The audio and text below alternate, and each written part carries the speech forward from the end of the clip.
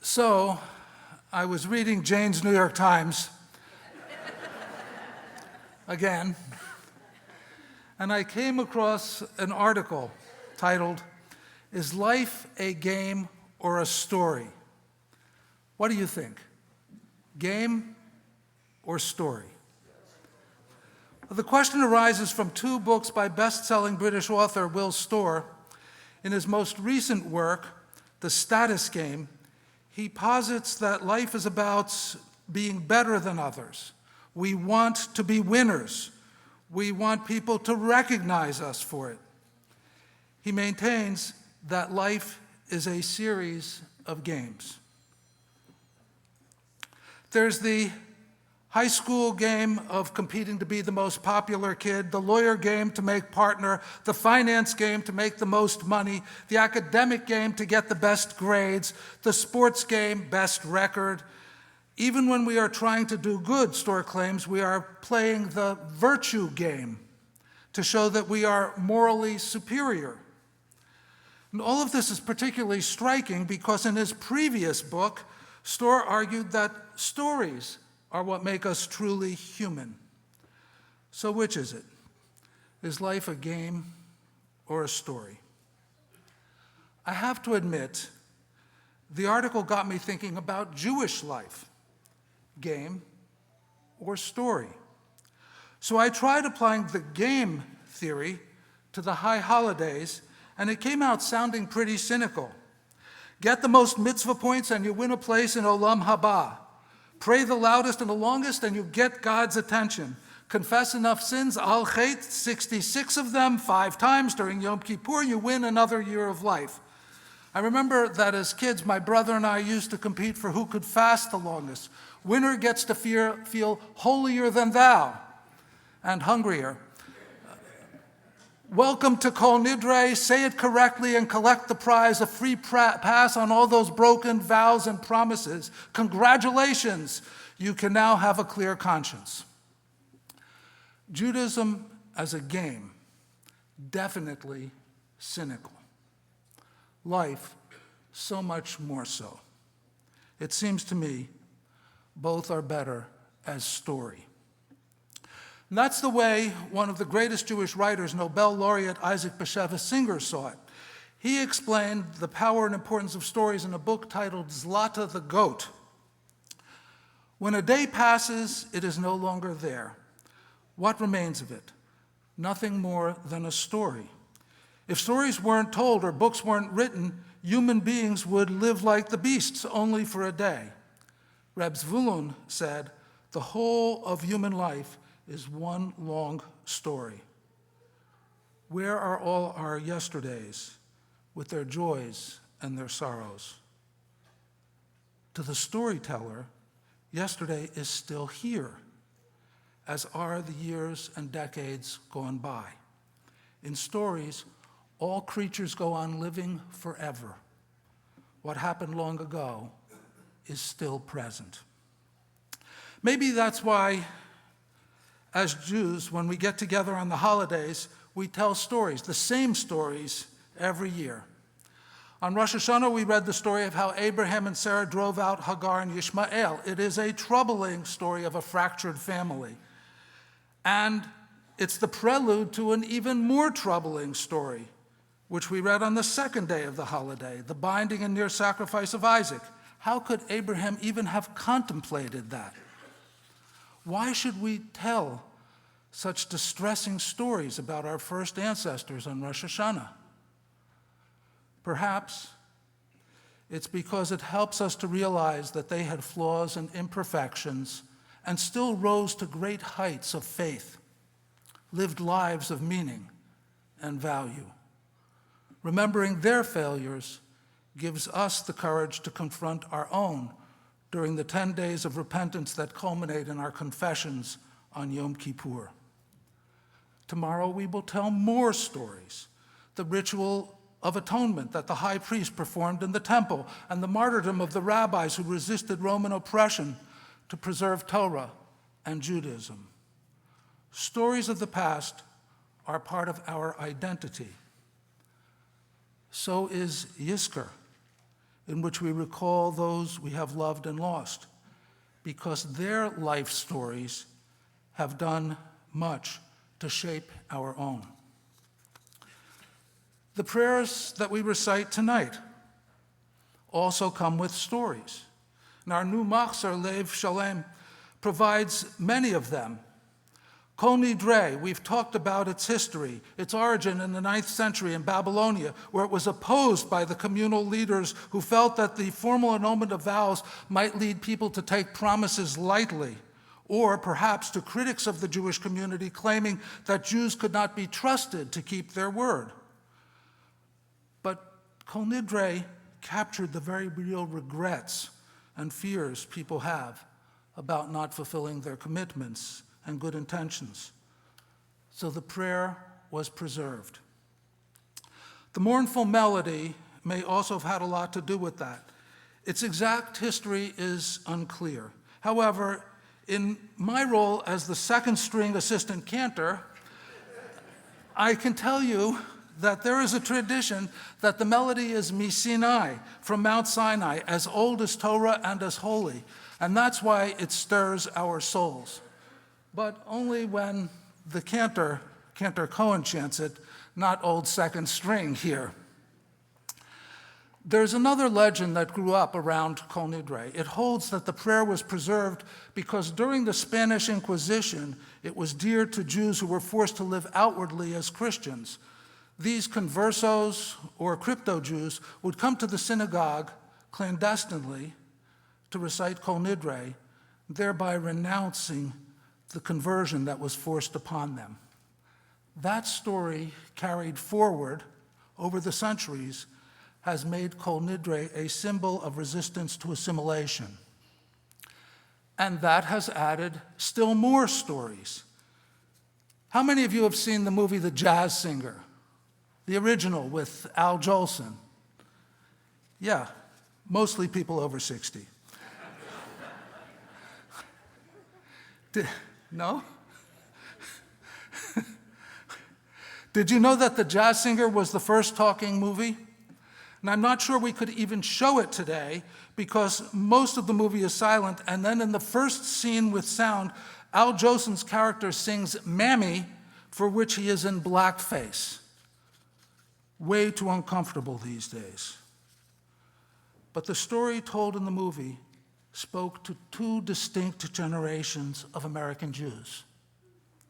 Jackie, the lead character, is a first-generation American who's left home and his Jewish heritage to become a success singing on Broadway. It has created a rift between him and his father, the cantor of a small synagogue whose members are immigrants from Eastern Europe. When the cantor becomes ill, Jackie returns to sing Kol Nidre. The scene of his singing, juxtaposed with the old cantor on his deathbed, touched the hearts of so many over the years because it resonated with their own struggles with assimilation. Coming to the synagogue on Kol Nidre became an important statement of Jewish identity, part of the story of American Jewish life. I remember watching The Jazz Singer with my father, a first-generation American whose parents came from Germany and Lithuania. It was the only time I ever saw him cry at a movie. And that's part of my Jewish life story. How does Kol Nidre fit into your life story? Will it be such a powerful part of the story for future generations? That's what makes a good story, you know, when we can find ourselves in it. Psychologist Dan Gottlieb, who had a radio show on NPR called Voices in the Family, says that there are 4 words that can change the whole world for a person. Tell me your story. As children and as parents, as partners and as friends, we know the power of those words and a truly sympathetic listener to transform our lives. Tell me your story.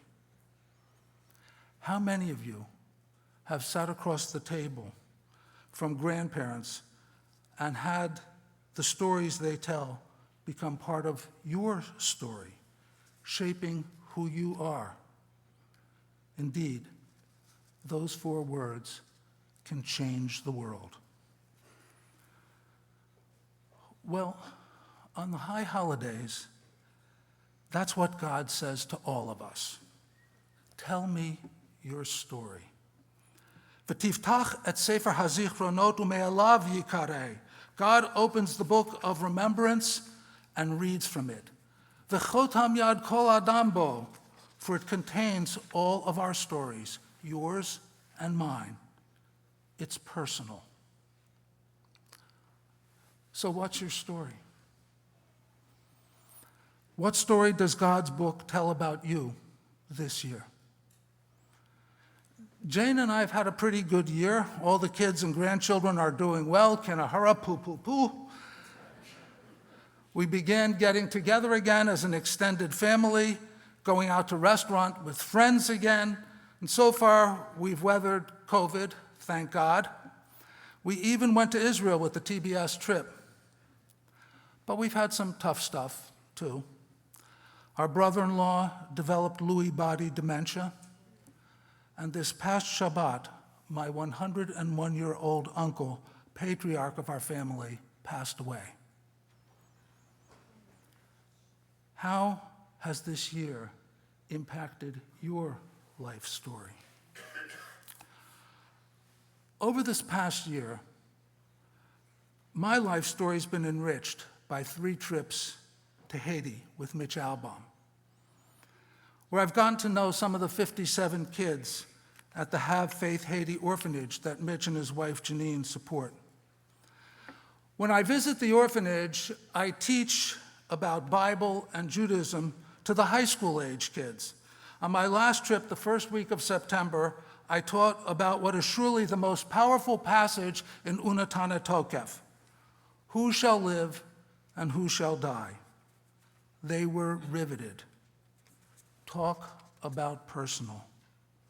Who by flood and who by earthquake? Who by hunger and who by thirst? Who shall be impoverished? Who shall wander homeless and who shall find a safe place? This is the story of their lives, the losses, the uncertainty. And now this whole litany resonates so differently for me this year. But so does the next passage. Utshuva, utfila, utstaka, repentance, prayer, and charity have the power to transform the harshness of destiny. How will that line impact your life story in the year ahead? And how will you impact the life stories of others? This is some very heavy material for anybody to contemplate, and I didn't want those kids in Haiti to think that our Jewish New Year celebration was unrelentingly serious and somber. So I taught them about the tradition of eating apples and honey to symbolize the wish for a sweet year, and at evening prayers, I gave them some apples and honey to taste. Now fast forward. When I came home from shul on the first day of Rosh Hashanah, there was a package sitting at our front door. I opened it and found a beautiful apple and honey plate and a note. Happy New Year, Rabbi Steve. Love, Knox, and Ziggy. Mitch had brought 2 children from the orphanage to Detroit for medical treatment, an 11-year-old boy, Knox, and an 8-year-old girl, Ziggy.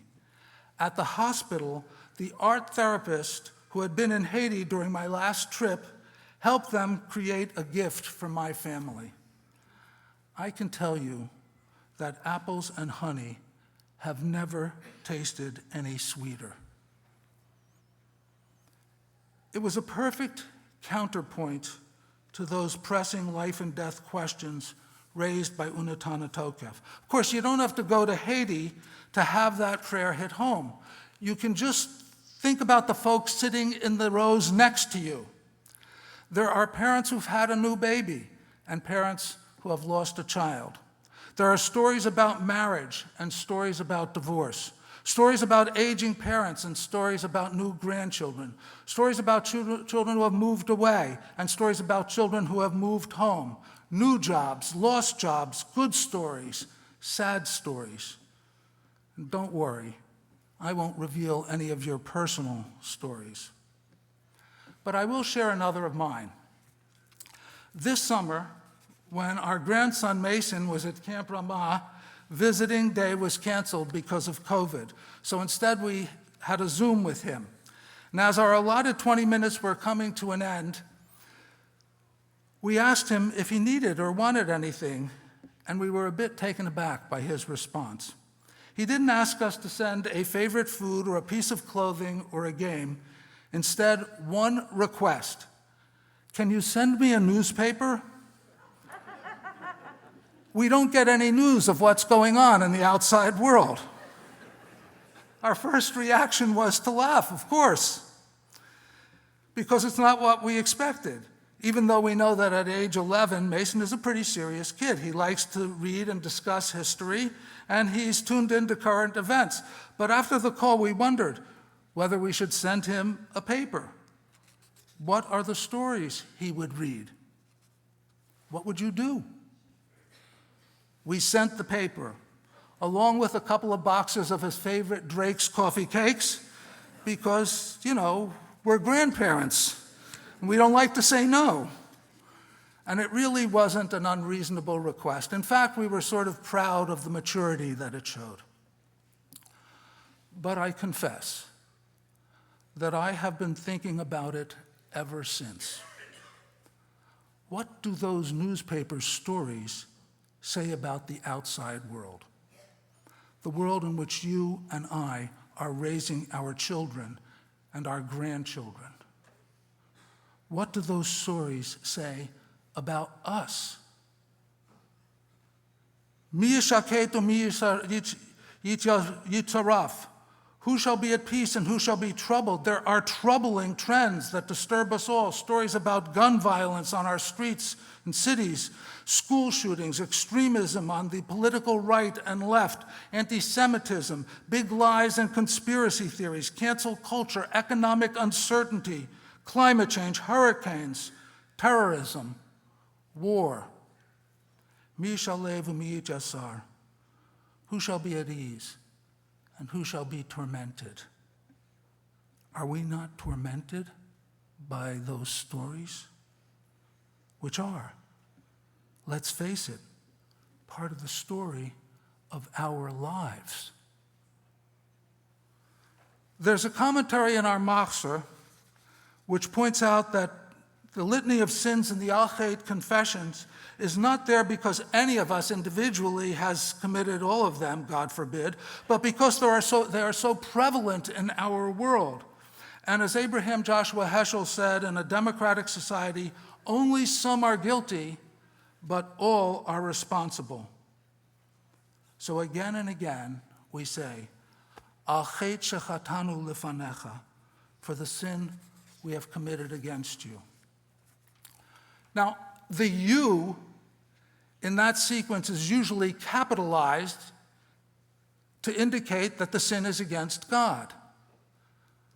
But I wonder if it might not be even more powerful if we read it as lowercase, and the you referred to our children and our grandchildren, whose life stories we are shaping by the way we live and the world we make for them. Al chet shechatanu lefanecha, for the sin we have committed against you, against them, by the way we do business or accept business as usual. For the sin we've committed against you by baseless hatred, tolerating hate speech as free speech. For the sin we've committed against you by violence, a world in which school lockdown drills are a necessary norm. Do you know that one group which advocates arming teachers refers to schools as victim zones? Al chet. For the sin we've committed against you by cynicism and rationalization, is there really nothing we can do about extremism on the right or the left? Do we excuse the sins of our side because, hey, they do it too? Whataboutism? Al-Chet, for the sin we've committed against you by confusion of values. And our Machzor adds some additions. For the sin we've committed against you by appeasement, for the sin we've committed against you by complacency, for the sin we've committed against you, our children and our grandchildren, by despair.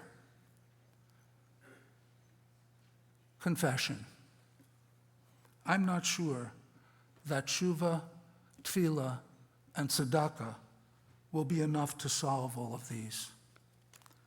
But listen again to the words of Abraham Joshua Heschel.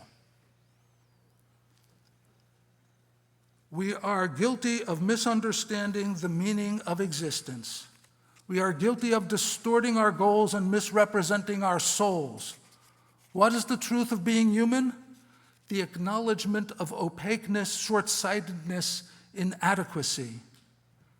But truth also demands rising and striving for the goal that is both within and beyond us. The goal of Kol Nidre and Yom Kippur confessions is not guilt, but goad. It is both a call to conscience and a call to action. Atonement is not meant to be a conclusion, but a turning point, teshuvah. It can be the turning point in a life story, yours, mine, and thus the story of our children and their children. And because Yom Kippur is not the end, let me leave you with one last story. My first year as a rabbi, I was nervous about my sermon. Still a problem, but that's another story. I flew from Hampton, Virginia to Philadelphia to consult with my mentor and teacher, Rabbi Yaakov Rosenberg, Yank, as he preferred that we call him. He didn't give me a sermon. Instead, he gave me a story based on Psalm 24, which many Machzorim make a prelude to the high holidays, a time that we pray for life. The psalm asks, "Who shall ascend the mountain of the Lord? Who shall stand in his holy sanctuary?" And the answer given is one who has clean hands and a pure heart. Asher lo nasa lashav nafshi, usually translated, who has not taken my name in vain. But the word nafshi is from nefesh, which really means soul or life. Now the story. Two friends, Avram and Chaim, always walked to shul together on the high holidays. One year, when Chaim came to Avram's house to meet him for their customary walk, Avram noticed that his friend seemed downcast and distressed. "What's the problem?" he asked. Chaim told him, "My business is not going well, and I'm afraid I might lose everything, even my house." "That's no way to go into the holiday," said Avram. And he wrote him a very large check as a loan. Chaim put it in his talis bag, and they went to shul. As the year progressed, Chaim seemed to be doing much better. His business turned around, he bought a new car, did some renovations to the house. Avram was pleased, but also surprised that Chaim never said a word or offered to repay the loan. Finally, after a whole year, when Chaim came to the house for their annual holiday walk to shul, Avram could stand it no longer and asked, "What became of that check?" "Oy," said Chaim, "I forgot all about it. Right after the holidays, things turned around, my business, everything. I never cashed it. In fact, here it is in my talis bag. Take it." Avram was very upset. "How could you?" he said. "How could you let it sit for a whole year and not do anything at all with it? You didn't return it. You didn't invest it. You didn't give it to tzedakah. Nothing. So I gave it to you in vain. Then Yank explained the story to me. How often do we come before God on the holidays and ask God to give us the gift of life for another year? And then what do we do with it? Do we invest it with new meaning? Do we grow it, share it, make that life better in some way for ourselves and for the lives we touch? Aren't we all part of each other's life stories? When the holidays come again, will we be the same people we were the year before? Lo nasa lashav nafshi. Do we take the life that God gives us in vain? Folks, life is not a game. It's a story. On Yom Kippur, we come before God to contemplate the stories of our lives and consider how we might create an even more meaningful life story. So what's your story? And what will you add to it in the year ahead? Gmar Chatima Tova.